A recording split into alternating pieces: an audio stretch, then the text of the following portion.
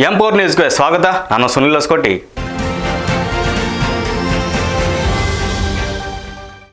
ಪಾವಗಡ ತಾಲೂಕಿನ ಅರಸೀಕೆರೆ ಗ್ರಾಮ ಸರ್ಕಾರಿ ಹಿರಿಯ ಪ್ರಾಥಮಿಕ ಶಾಲೆಯು ಖಾಸಗಿ ಕಾನ್ವೆಂಟ್ಗಳಿಗೆ ನಾಚಿಸುವಂತೆ ಕಂಗೊಳಿಸುತ್ತಿದೆ. ಶಾಲೆಯ ಅಭಿವೃದ್ಧಿ ಕೇವಲ ಸರ್ಕಾರದ ಜವಾಬ್ದಾರಿಯಲ್ಲ, ಅದು ಊರಿನ ಗೌರವ ಎಂದು ಶಿಕ್ಷಕ ಸಿದ್ದೇಶ್ವರ್ ಎಚ್ ಗ್ರಾಮಸ್ಥರು ಮನಗೆದಿದ್ದಾರೆ. ಕಳೆದ 3 ವರ್ಷಗಳ ಹಿಂದೆ ಶಿಕ್ಷಕ ಸಿದ್ದೇಶ್ವರ್ ಅವರು ಶಾಲೆಗೆ ಬಂದಾಗ ಪರಿಸ್ಥಿತಿ ಭಿನ್ನವಾಗಿತ್ತು. ಆದರೆ ಮನಸ್ಸಿದ್ದರೆ ಮಾರ್ಗ ಎಂಬಂತೆ ಶಾಲೆಯ ಗೋಡೆಗಳಿಗೆ ಬಣ್ಣದ ಹಚ್ಚುವ ಮೂಲಕ ಮಕ್ಕಳಲ್ಲಿ ಕಲಿಕೆ ಆಸಕ್ತಿ ಮೂಡಿಸಿದ್ದಾರೆ.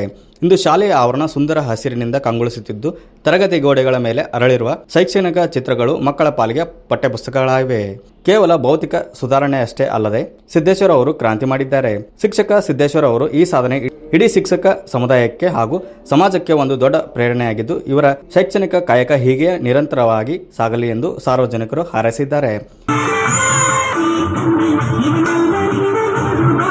News reporter Shivanand, M4 news, Pavagada taluk.